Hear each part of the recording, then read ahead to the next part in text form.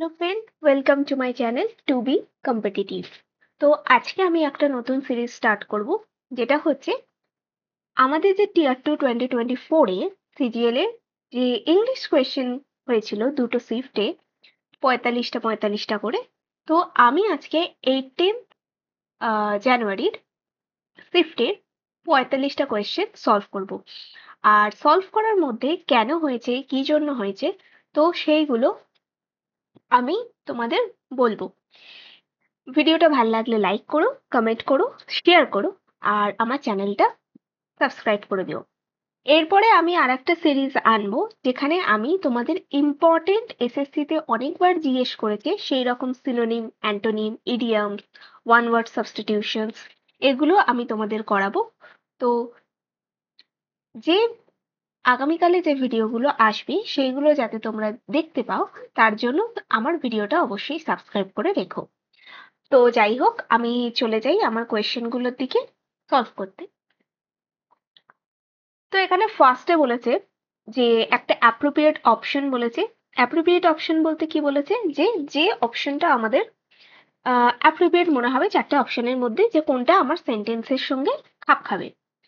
তো সেন্টেন্সের ফার্স্ট কোয়েশ্চেনের সেন্টেন্সে কি বলেছে, যে Rashid was not able to dash the pen after the accident. তো এখানে আমাদের পরিষ্কার বুঝতে পারছি যে এখানে একটা অ্যাক্সিডেন্ট হয়েছে আর রশিদ কিছু সহ্য করতে পারছে না। তো যখনই আমরা জানবো যে সহ্য করতে পারছে না, তো নট এবল টু কি হয়, আমরা বলি বিয়ার, মানে সহ্য করতে পারে না। তার স্পেলিং কি, BEAR, অপশন ডি। বাকি অপশনগুলোর মধ্যে বিয়ার যেটা হচ্ছে একটা অ্যালকোহল, বেয়ার মানে হচ্ছে আমাদের নেকেড,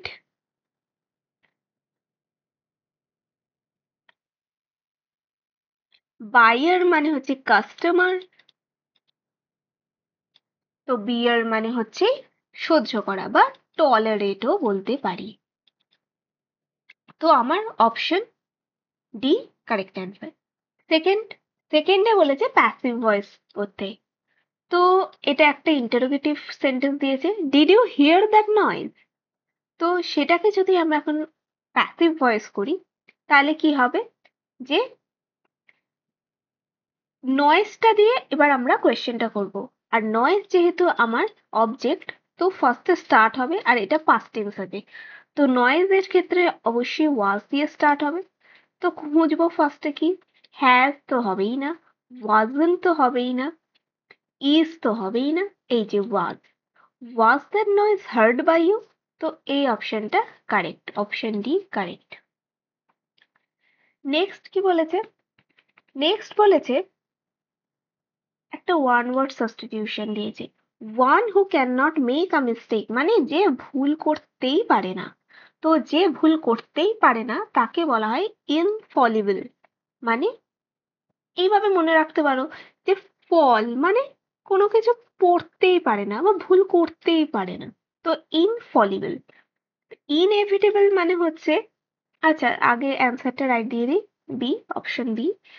ইনএভিটেবল মানে হচ্ছে যেটাকে আমরা এড়াতে পারি না, ক্যান নট বি ইগনোরড। ইমপ্রেগনেবল মানে হচ্ছে যেটাকে আমরা ভেদ করে যেতেই পারি না। আর ইনিমিটেবল মানে, ইনিমিটেবল মানে হচ্ছে দাঁড়াও এটার মানেটা আমাকে একটু দেখে নিই।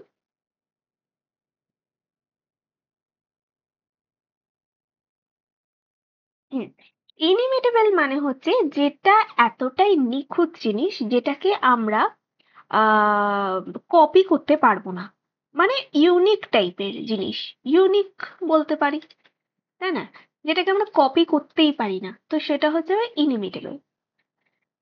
এর পরেরটা হচ্ছে এর অ্যান্টোনিম চেয়েছে।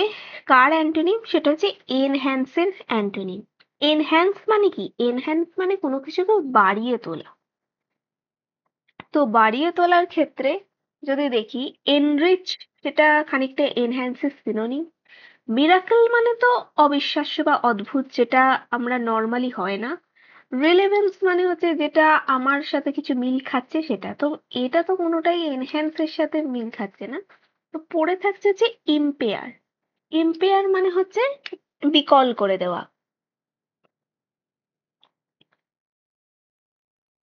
তো এক্ষেত্রে তো আমার দুর্বল করে দেওয়া বা বিকল করে দেওয়া, ইম্পেয়ার, ড্যামেজ করা, হার্ম, ড্যামেজ। তো এইগুলো হচ্ছে আমার ইম্পেয়ারের সিনোনিম আর এনহ্যান্সের অ্যান্টোনিম। পরেরটা যাই। পরেরটা বলেছে it takes me an hour to get to work at the moment but when the new road is finished it be much quicker। মানে কি বলেছে, আর এখানে কি বলেছে যে কোথায় এরর আছে সেটা খুঁজতে হবে।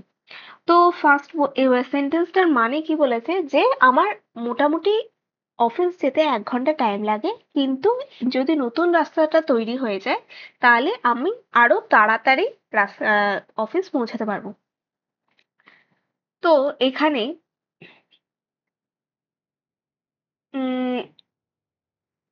এররের মধ্যে এখানে কি আছে, it takes me an hour to get to work at the moment. এই সেন্টেন্সটা তো ঠিক আছে, কোনো প্রবলেম নেই।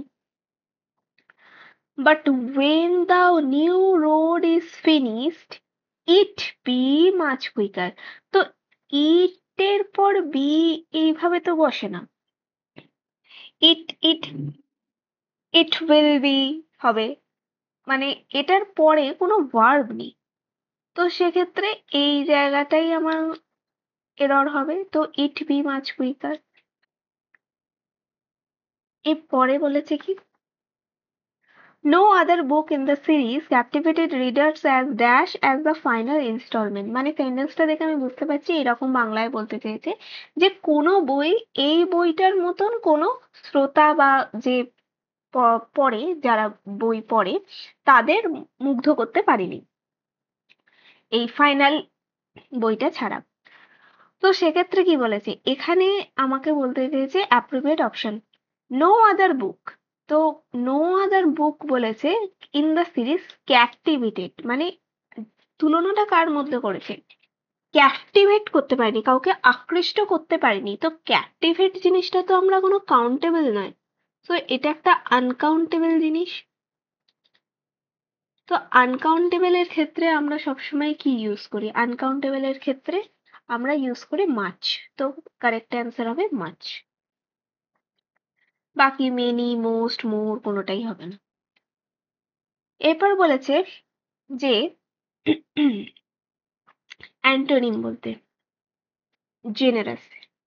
জেনারাস মানে কি, জেনারাস মানে হচ্ছে যে যে অন্যকে সাহায্য করে, কাইন্ড। তারপর জেনারাসের ক্ষেত্রে বেনেভোলেন্ট, এইগুলো সিনোনিম হতে পারে। তো যে কাউকে হেল্প করে না, শুধু নিজের কথা ভাবে, সেটা হবে। ম্যাগনানিমাস মানে হচ্ছে কোনো বিরাট জিনিস। অলট্রুইস্টিক হচ্ছে যেমন ফিলান্থ্রপিস্ট, মানে সকল ওয়ার্ল্ডের মানুষকে ভালোবাসে, কাইন্ড অফ জেনারেস টাইপেরই। সেলফিশ, সেলফিশ মানে কি, সেলফিশ আমরা ছোটবেলা থেকে এই ওয়ার্ডটা খুব ইউজ করি যে তুই খুব সেলফিশ, মানে কি স্বার্থপর, যে অন্যের কথা ভাবে না, শুধু নিজের কথাটাই ভাবে। তো সেলফিশটা হবে ও জেনারেসের অ্যান্টোনিম। বেনেভোলেন্ট তো জেনারেসের সিনোনিমেই হবে। এর পরেরটা কি বলেছে, এর পরেরটা বলেছে I am determined to publish my findings the scientist asserted confidently. তো এটা একটা আমাদের রিপোর্টেড স্পিচ দিয়েছে, মানে নারেশন করতে দিয়েছে। তো এক্ষেত্রে 1 মিনিট, হ্যাঁ। তো দ্য সায়েন্টিস্ট হবে, অ্যাসার্টেড হবে বা কনফিডেন্টলি হবে। The scientist confidently asserted, that হবে অবভিয়াসলি, দ্যাট সায়েন্টিস্টের কথা বলেছে। তো এখানে সবগুলোতেই সি আছে, আচ্ছা সি আই অ্যাম। এবার দেখো এখানে কি বলেছে, এখানে পাস্ট টেন্স আছে, তার মানে ইজ তো হবে না, উড তো হবে না, ভার্বেতে অ্যাম আছে, তো এখানে আছে ওয়াজ, এইখানে ব্যাস, আর কিছু দেখতেই হবে না, এটাই কারেক্ট হবে। বাকিগুলো দেখে বোঝার তো দরকারই নেই, অন্য টেন্সে চলে যাচ্ছে। নেক্সট হচ্ছে luck does not always favour us so we must always depend dash our own efforts in success. মানে কি বলছে, লাক সবসময় আমাদের উপর কাজ করে না, এরকম নয় যে সবসময় সব মানুষই লাকি থাকে সারা জীবন। তো আমাদের কি করতে হবে, নিজেদের এফোর্টের ওপর আমাদের বিশ্বাস রাখতে হবে। লাইক আমরা যে চেষ্টা করছি, আমরা যে কষ্ট করছি সেটার উপরে ডিপেন্ড করে। লাক অবভিয়াসলি কাজ করে, কিন্তু লাকের ওপরে পুরোটা ছেড়ে দিলে হবে না। তো সেক্ষেত্রে কি করতে হবে, ডিপেন্ড আপন, আমাদের ওন এফোর্টের ওপর ডিপেন্ড করতে হবে। ইন হবে না, ফর হবে না, অ্যাট হবে না, আপন। All criminals' attitudes must be nipped at the bud. মানে কি, নিপড স্পেলিং ভুল আছে, ইনকারেক্টলি স্পেল, তো নিপড হবে না, কোনটা হবে, নিপড, পিপিইডি। পরেরটায় যাই। পরেরটা একটা পিকিউআরএস এর জাম্বলড আপ প্যারা জাম্বলস দিয়েছে, পড়ি। যে বলেছে কি, psychotherapy is a voluntary relationship between the one seeking treatment or the client and the one who treats or the therapist. The relationship is conducted for building the trust of the client so that problems may be freely discussed. The purpose of the relationship is to help the client to solve the psychological problems being faced by her or him. Psychotherapies aim at changing the maladaptive behavior, decreasing the sense of personal distress, and helping the client to adapt better to her or his environment. Inadequate marital, occupational, and social adjustment also requires the major changes to be made in individual personal environment. তো প্রত্যেকটা যখন আমরা পড়লাম, এখানে first হচ্ছে কি নিয়ে কথা বলেছে, ফার্স্ট কথা বলেছে আমরা বুঝতে পারলাম যে সাইকোথেরাপি নিয়ে। তো সাইকোথেরাপি নিয়েই যদি পুরো প্রত্যেকটা সেন্টেন্সটা হয়, তার মানে আমাকে ফার্স্ট একটা সেন্টেন্স খুঁজতে হবে যেখানে আমাকে সাইকোথেরাপিটা কি জিনিস বা সাইকোথেরাপির ইন্ট্রোডাকশন দেবে। তো যেটা আমরা স্পষ্টভাবে দেখতে পাচ্ছি অপশন এ তে লেখা আছে। তো অপশন এ যদি হয় তাহলে ফার্স্ট হবে আমার অপশন এ, দেখবো ডি হবে না, সি হবে না, ই হবে না, এ একটাই অপশন দেওয়া আছে, তো ডি অপশনই হবে। তো বাকিগুলো আমি দেখছি। সাইকোথেরাপির পর হচ্ছে কি, সাইকোথেরাপি বললো কি জিনিস, এবার এর কাজটা জানতে হবে।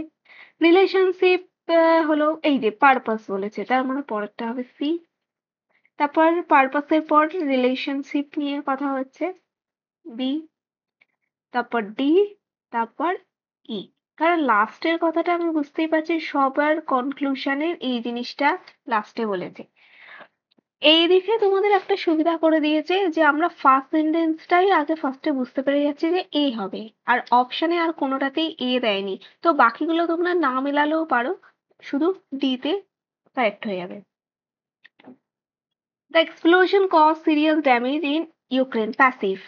তো কি হবে, দ্য এক্সপ্লোশন কজ মানে দিয়েছে তোমার পাস্ট টেন্সে, ইউক্রেন, সিরিয়াস ড্যামেজ। তো সিরিয়াস ড্যামেজটা ফার্স্টে চলে যাবে। তো সিরিয়াস ড্যামেজ ওয়াজ হবে, হ্যাজ হবে না, হ্যাজ হবে না, ওয়াজ, হ্যাড হবে না। তো অপশন বি। পার্সন এ বলেছে I am so nervous, I don't think I should make the speech tomorrow. Person B বলছে you are just getting dash, you have prepared for this.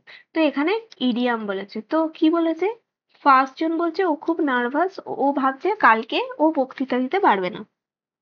তো B তখন কি বলছে, না তুমি শুধু টেনশন করছো, তো তুমি এটার জন্য এমনিও প্রস্তুত আছো।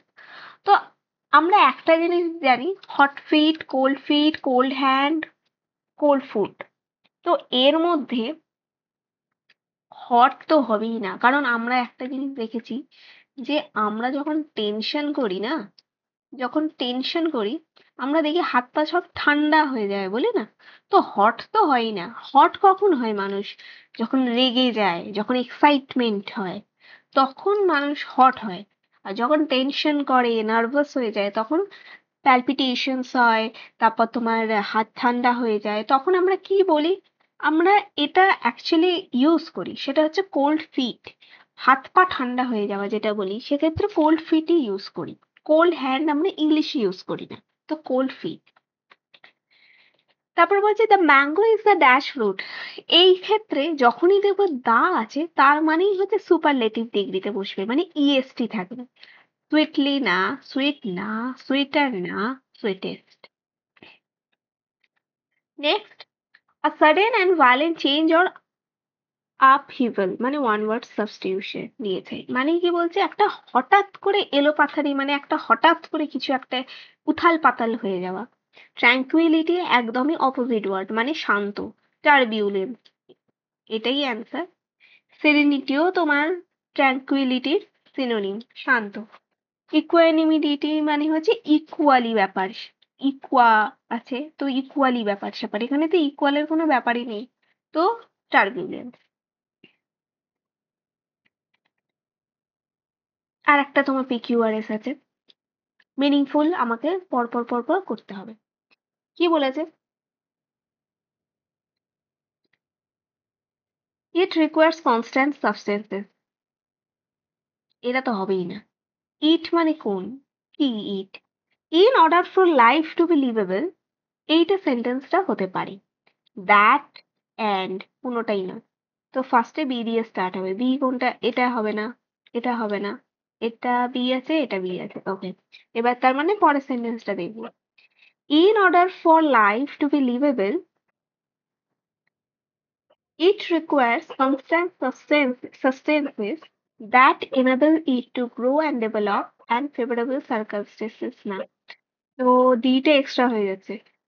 তার মানে বি এর পর ডিটাকে ঢোকা, না বি এর পর, হ্যাঁ ঠিকই তো বললাম। না, in order for life to be liveable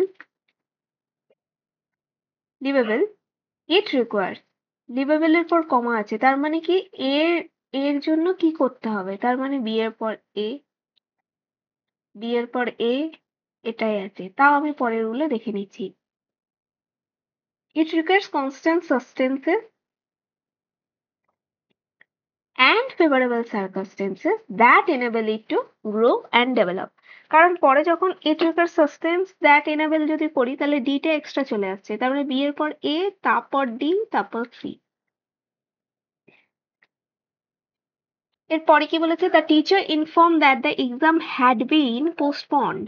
direct স্পিচে বলেছে যে এবার হচ্ছে কি তোমাকে ন্যারেশনটা করতে বলেছে, কি ন্যারেটেড স্পিচটা দিয়েছে, তোমাকে কোয়েশ্চেনের মতন করে বানাতে হবে।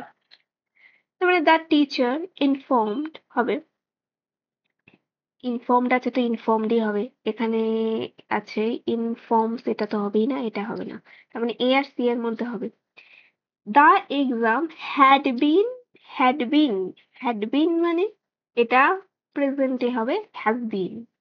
ওয়াজ বিন তো হবেই না, তাহলে হ্যাজ বিন। অ্যাপ্রোপ্রিয়েট মিনিং বলেছে হি ওয়াক লেজারলি টুয়ার্ড দ্য এন্ট্রান্স। লেজারলি মানে কি বলতো, কোনো তাড়াহুড়ো নেই, ধীরে সুস্থে হাঁটা। রিঅ্যাসিউরিং মানে নিশ্চিত ভাবে, নিশ্চিত তো বলেনি। হ্যাস্টলি মানে তাড়াহুড়ো ভাবে, অপোজিট হবে না। উইদাউট হেস্ট মানে তাড়াহুড়ো ছাড়া, তার মানে এটাই হবে। উইথ আ কিক স্টার্ট মানে একদম জোর দিয়ে, এটাও হবে না।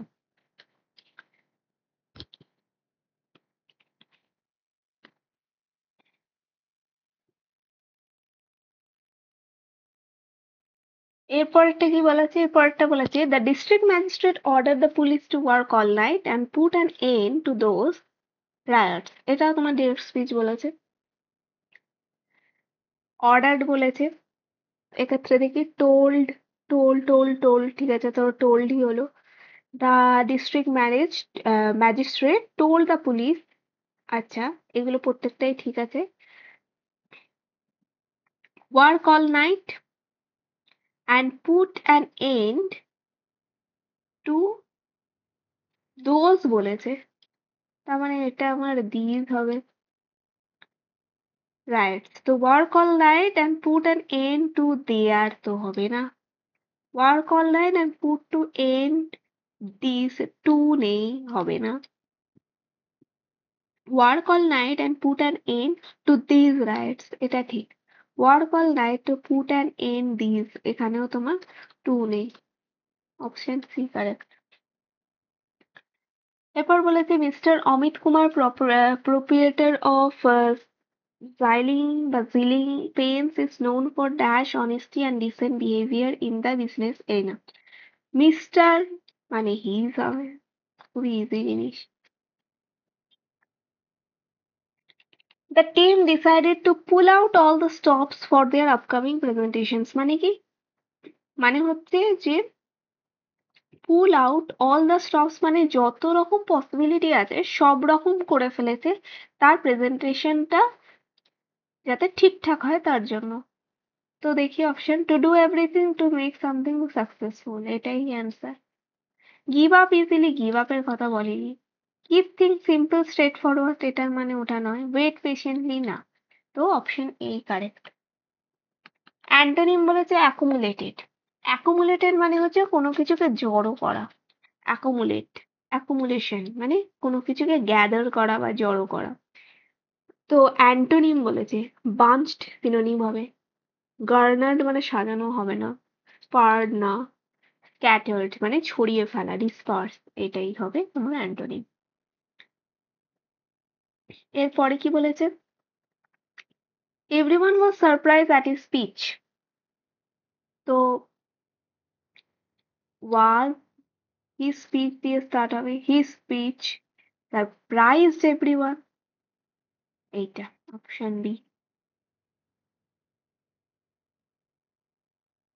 আর একটা PQRS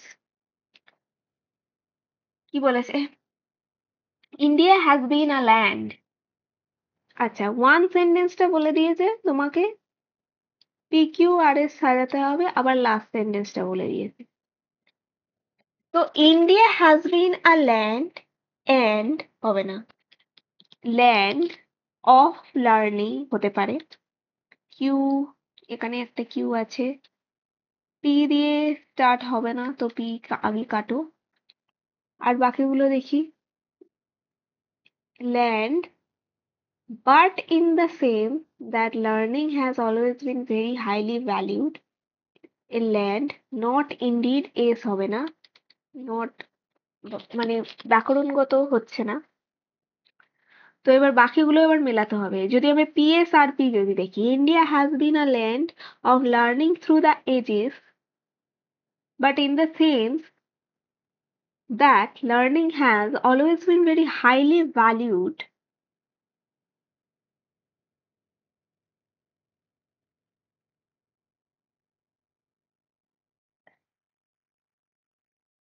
India has been a land of learning through the ages, not indeed in the sense that education has been universal, but in the sense that learning has always been very highly valued of and the learned man has been held in higher esteem.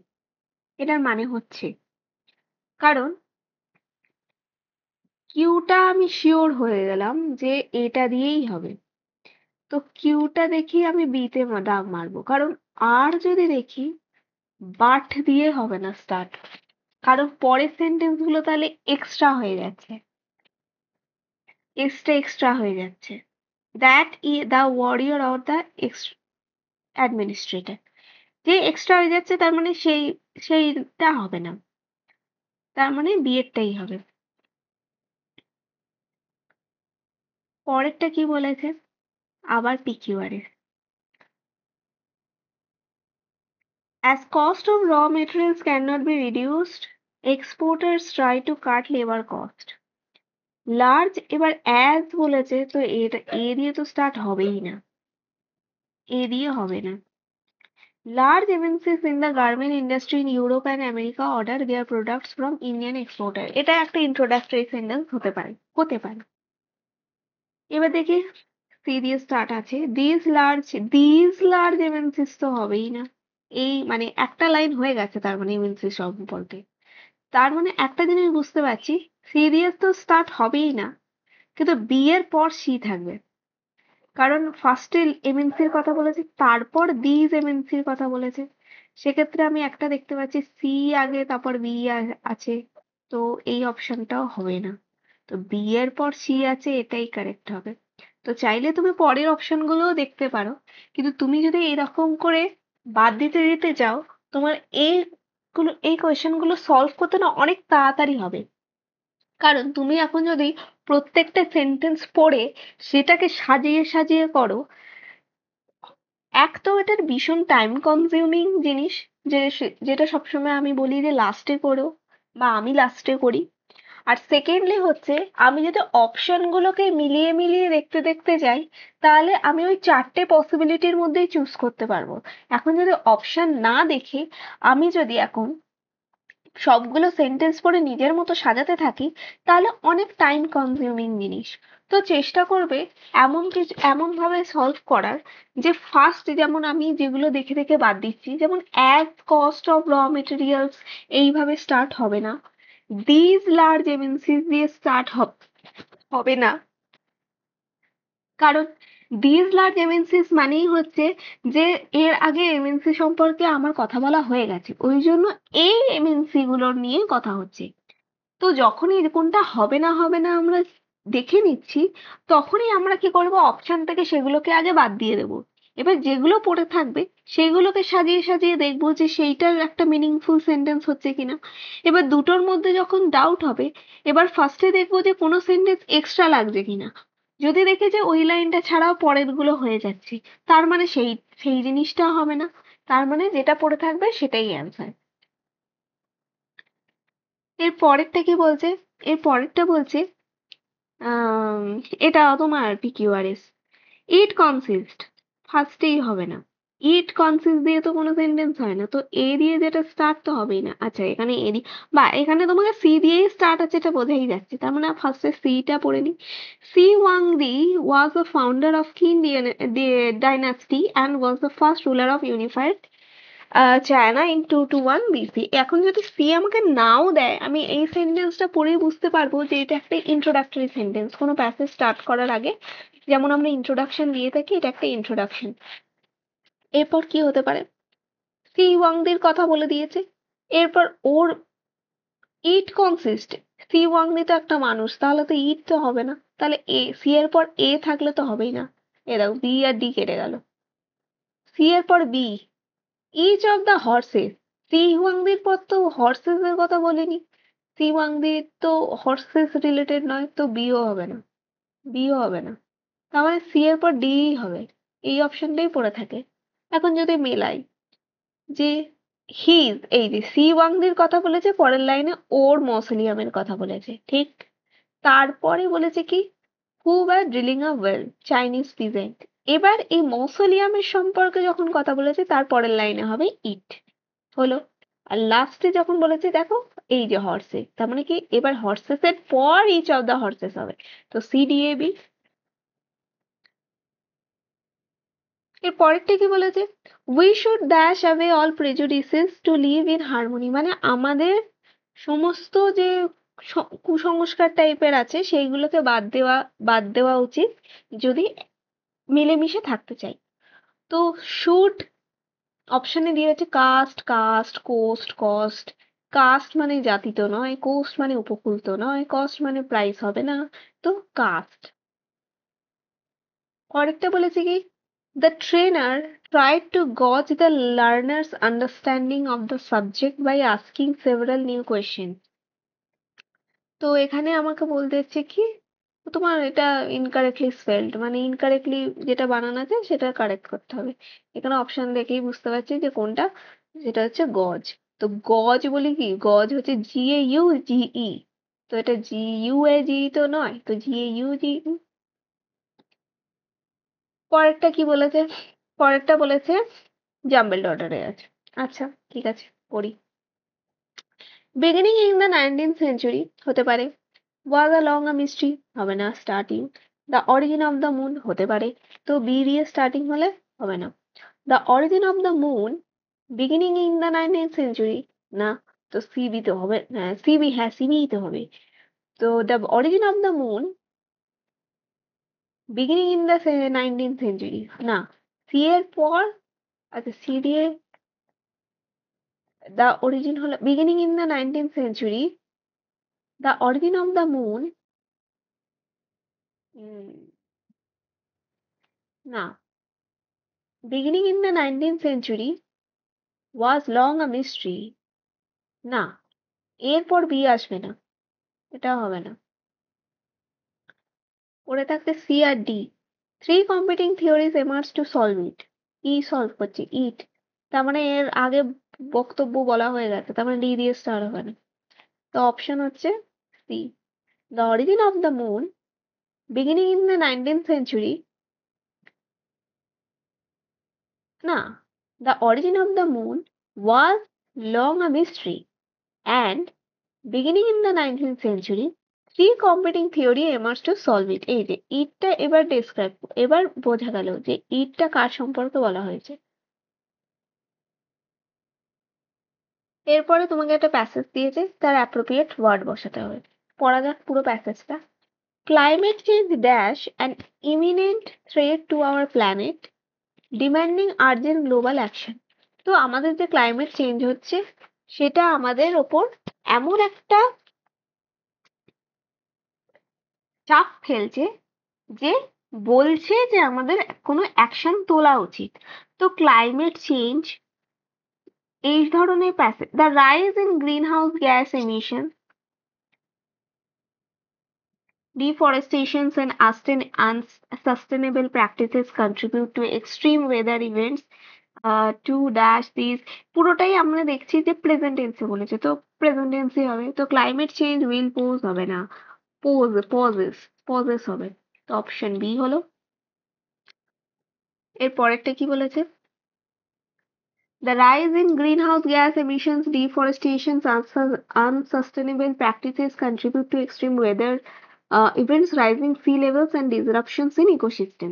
To dash this effect, এবার কি বলছে যে এত সব জিনিস হচ্ছে, এই জিনিসগুলো হচ্ছে, তো কি করতে হবে? কমাতে হবে।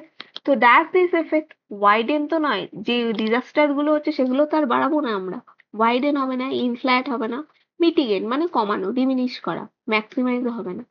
তো অপশন সি হবে। দিস এফেক্টস কমানোর জন্য collaborative international effort is essential. Nation dash commit to reducing carbon emission. এবার কি বলছে যে নেশনের কি করা উচিত, যে এই কার্বন এমিশন করা উচিত। উচিত মানে কি মাস্ট, এ হবে। কারণ উড, মাইট, কুড এগুলোর কোনো প্রশ্নই আসে না, পারে বা পারতো হবে না, মাইট পার, আর সবগুলো পাস্ট টেন্সও দিয়েছে, এমনিও হতো না। এর পরেরটায় কি বলেছে? এর পরেরটা হচ্ছে option blank 4, লাস্টেরটা। The urgency of this issue calls for a united front where governments, businesses and individuals work together to create a sustainable and resilient future for the dash to come। তখন কি বলছে যে এই সমস্ত কিছু যদি একসাথে কাজ করে, যে গভর্নমেন্ট, যা বিভিন্ন যে ইন্ডাস্ট্রি আর সাধারণ মানুষ যদি একে অপরের সাথে একসাথে কাজ করে, তাহলে আমরা একটা সুস্থ প্রগতিশীল একটা ফিউচার ড্যাশ টু কাম মানে কি, যে ভবিষ্যতের জন্য আনতে পারবো। এবার ভবিষ্যতের জন্য কাদের জন্য আনবো? জেনারেশনদের জন্যই আনবো না, শুধুমাত্র বিজনেসম্যান তাহলে কমন পিপলরা কি করবে? পুরো শুধুমাত্র গরিবদের জন্য তো নয়, আর ব্যাকওয়ার্ড নেশনের জন্যও নয়। তো সমস্ত জেনারেশনের জন্য আনবো। তো অপশন এ। ফার্স্ট প্যাসেজ কমপ্লিট হয়ে গেল। সেকেন্ড প্যাসেজ, যে the French revolution is a revolutionary movement that occurred in France between 1787 to 1799 and reached to its dash in the 1789। তো কি বলছে?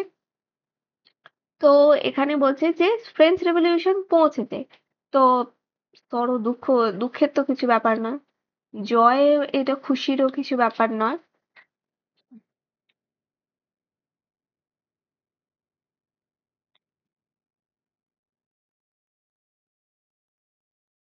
কিলিং এর কোনো ব্যাপার নয়, মারামারির তো কোনো প্রশ্ন উঠছে না, একটা ভালো একটা বীরত্বের জিনিস করতে হবে।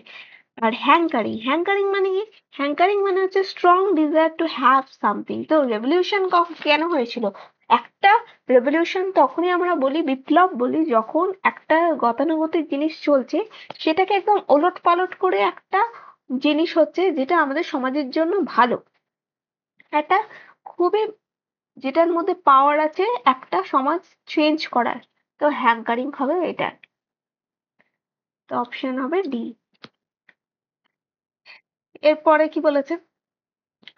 This revolution had many causes, but the most important of all was dash of bourgeois who were merchants, manufacturers and professionals. কি বলছে যে রেভলিউশন গুলো হয়েছিল অনেক কারণের জন্য, তার মধ্যে মোস্ট ইম্পর্টেন্ট কোনটা ছিল? যে call for forces of bourgeois, না বুর্জোয়াদের ডাকা হয়েছিল তো নয়। এক মিনিট, এখানে একটা কথা দিয়েছে, what is the meaning of phrase a clarion call. আচ্ছা, তো এটা কিন্তু প্যাসেজ 2 এর বলেনি, এটা বলেছে ক্ল্যারিয়ন কল মানে কি, মানে কোনো কিছুর জন্য ডাকা, সেটা কি হবে? সেটার অ্যান্সার বা স্ট্রংলি এক্সপ্রেস ডিম্যান্ড।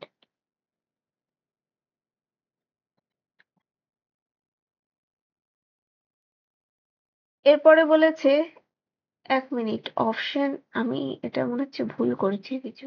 না, হ্যাঁ হ্যাঁ হ্যাঁ, দেখো, আমিও ভুল করেছি। ফার্স্টে কিন্তু ব্ল্যাঙ্কটা আমার 2 এ জানতে চেয়েছে, তো সেক্ষেত্রে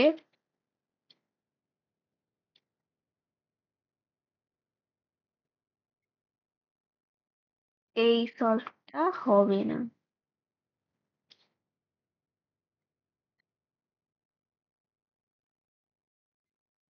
তো এখানে যেটা বলেছে নাম্বার 2 তে কি বলেছে, this revolution had many causes but the most important all was hankering of bourgeois. এক্ষেত্রেও তাই হবে, কারণ সরোজয় কিলের ক্ষেত্রে তো কথাবার্তা হচ্ছে। ক্ল্যারিয়ন কল হয়ে গেল। এবার বলেছে যে ব্ল্যাঙ্ক নাম্বার 1,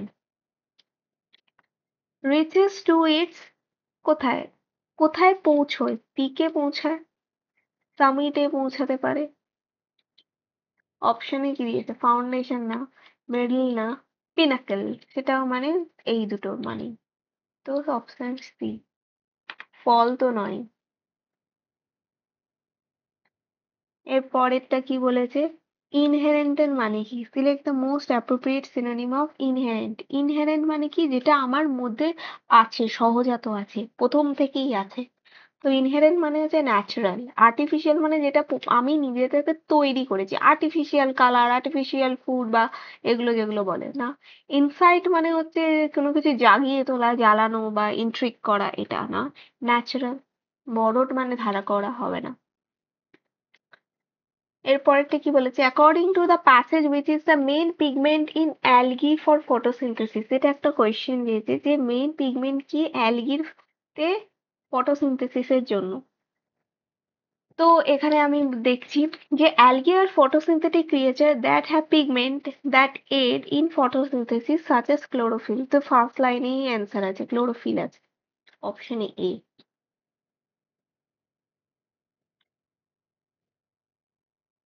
চেষ্টা করবে প্যাসেজটা পড়তে পড়তে অ্যান্সার সলভ করার, মানে পুরো প্যাসেজটা পড়বে তারপর সলভ করবে। হ্যাঁ, সেটা তখনই করবে যখন প্যাসেজটা খুব জটিল দিয়েছে, মানে ফার্স্টে বা লাইনগুলো ওরকম করে পড়ে পড়ে বুঝতে পারছে না, তখন কি করবে, টাইম থাকলে পুরো প্যাসেজটা একবার ফার্স্টে পুরোটা পড়ে নেবে, তারপর অ্যান্সার সলভ করবে। কিন্তু যদি দেখো প্যাসেজটা ছোটখাটো দিয়েছে আর বেশ ইজি ল্যাঙ্গুয়েজে দিয়েছে, তখন চেষ্টা করবে প্যাসেজটা পড়তে পড়তে কোয়েশ্চেনটা যেটা দিয়েছে সেটা মাথায় রেখে প্যাসেজটা পড়ার, যাতে লাইন বাই লাইন পড়তে পড়তে অ্যান্সারটা পেয়ে। What is the central theme of the passage? এবার সেন্ট্রাল থিম যদি প্যাসেজের আমি পড়তে চাই, তার মানে আমাকে পুরো প্যাসেজটা পড়তে হবে। তো সেক্ষেত্রে দেখছি কি, ফার্স্ট বলে দিলাম ক্লোরোফিল থাকে। They do not however have the actual stems, roots, leaves found in vascular plant. While some of them have many cells, others are unicellular. They might establish colonies as well. The majority of algae are aquatic, some are terrestrial, and they can be found on rocks, trees, moist soil. Certain algae species coexist well with other living things. For instance, lichens are a symbiotic relationship between green and often blue-green algae and fungi. Algae are members of a multiphyletic group. This indicates that there is no common ancestor, and the species in this category are not necessarily closely related. They do not have other morphoanatomical characteristics typical of vascular plants, but they do have one thing in common. They are eukaryotes with the principal pigment being chlorophyll, which allows them to perform photosynthesis. Phycology is the scientific name for the study of algae. The blue-green algae is one example of a reference, but some sources do not classify them as algae because they are prokaryotes. তো পুরোটা দেখে আমি যেটা বুঝলাম সেটা হচ্ছে পুরো প্যাসেজটা অ্যালগির ওপর বক্তব্য দিয়েছে, যে অ্যালগি কি করে, অ্যালগি কি রকম দেখতে, অ্যালগি কি প্রকার, কি ধরনের কোষ আছে, সমস্ত কিছু। অ্যানাটমি অফ ভ্যাসকিউলার প্ল্যান্টস না, আর অ্যালগি ছাড়া তো আর কোনো প্ল্যান্টস এর কথা বলেনি, তো হবে না। The diversity characteristics of algae, হবে তো এটাই। The prokaryotic nature of blue green algae, শুধু ব্লু গ্রিন অ্যালগির কথা তো বলেনি, তাছাড়া বাকিগুলোরও বলেছে। Symbiotic relationship between algae fungi, তাও নয়। লাইনের মধ্যে পুরো প্যাসেজে শুধু বি অপশনটাই কারেক্ট। এরপর কি বলেছে, এরপর বলেছে which statement accurately describes vascular plants based on the information in the, তো এখানে আমরা পড়তে গিয়ে দেখলাম যে vascular plant এ কি বলেছে, have the actual stem, roots or leaves found in vascular plant, তো এখানে কোথায় দিয়েছে, এই যে vascular plants are true stem, roots, leaves unlike algae, তো এইটাই হবে কারেক্ট। পরেরটা কি বলেছে, what does the term multiphyletic group means in the context of algae? Being closely related species, no common ancestor, not closely related, having diverse morphoanatomical characteristics, having a common ancestor। তো এর মধ্যে এটা যদি আমরা নাও জানি না, একটা তো বুঝতেই পারছি, মাল্টি বলেছে, ফাইলেটিকের মানে যদি নাও জানি, মাল্টি মানে কি বিভিন্ন, তার মানে যে কোনো স্পেসিফিক একটা নয়, কমন তো নয়। এবার বলেছে দেখো, এই সেন্টেন্সটা আমাদের প্যাসেজের মধ্যেই আছে, they do not have other morpho anatomical characteristics typical of vascular plant. তো আদার বলেছে, টিপিক্যাল নয়, তার মানে এটা হবে না। ক্লোজলি রিলেটেড স্পিসিস এর গল্প এখানে বলেনি। কমন অ্যানসেস্টার্স নয়, নট ক্লোজলি রিলেটেড, মানে কমন অ্যানসেস্টার নয়, অনেকগুলো রকমের মেলানো মেশানো আছে, তো এটারই চান্স আছে। যদি তোমরা নাও জানো, এটাকে স্কিপও করতে পারো, আর যেভাবে আমি অপশন আউট করে করে করলাম একটুখানি ব্রেন খাটিয়ে, সেইভাবেও তোমরা কোয়েশ্চেন টিক মারতে পারো।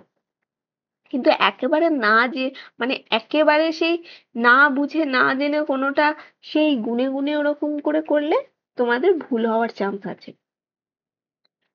এবার হচ্ছে এটা লাস্ট প্যাসেজ হবে, যেখানে সুভাষচন্দ্র বোস সম্পর্কে একটা প্যাসেজ দিয়েছে। সে বলেছে what ultimately undermined the INA's effort to free India from British rule। তো আমাকে আগে পুরো প্যাসেজটা পড়তে হবে, পড়া যাক। Subhash Chandra Bose, a prominent Indian nationalist leader, was convinced that India could not achieve independence without the use of force, and he believed that a military campaign was necessary to achieve this goal. In 1942, Bose formed the Indian National Army with the help of the Japanese. Bose traveled to Japan in 1941 to seek their support in the struggle against British rule in India. The Japanese were interested in having Bose help in their own effort to expand their influence in Southeast Asia.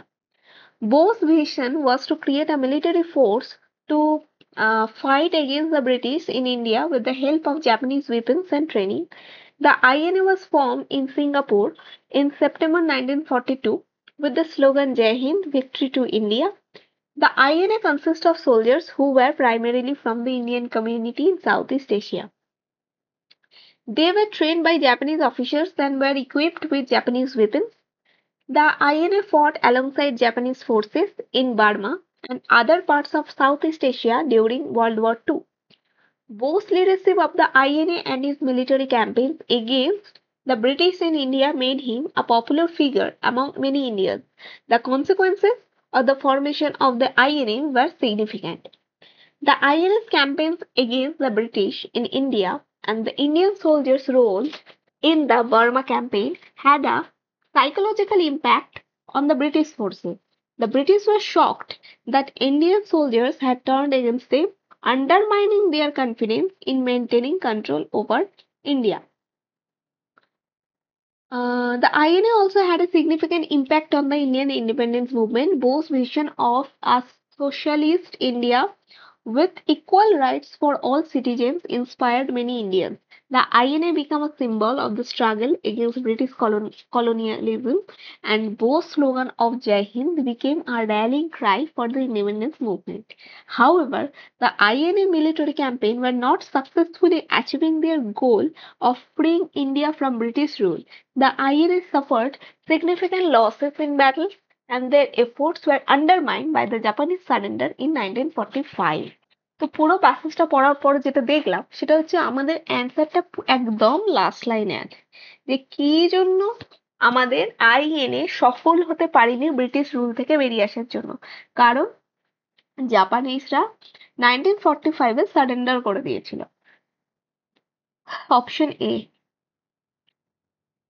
এরপরে বলেছে কি, how did Subhash Chandra Bose view India's fight for independence.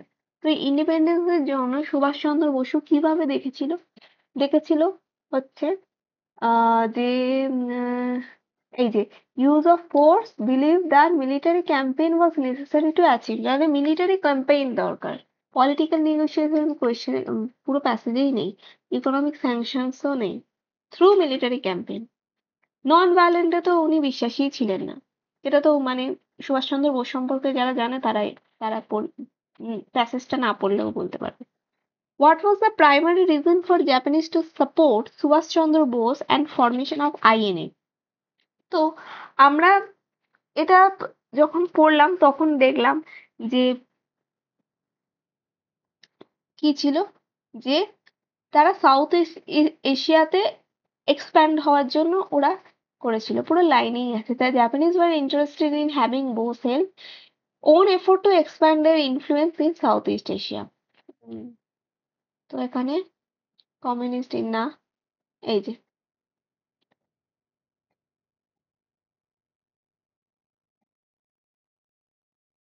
and the last question 45, সেটা হচ্ছে কি, what was the significance of Bose slogan Joy Hind.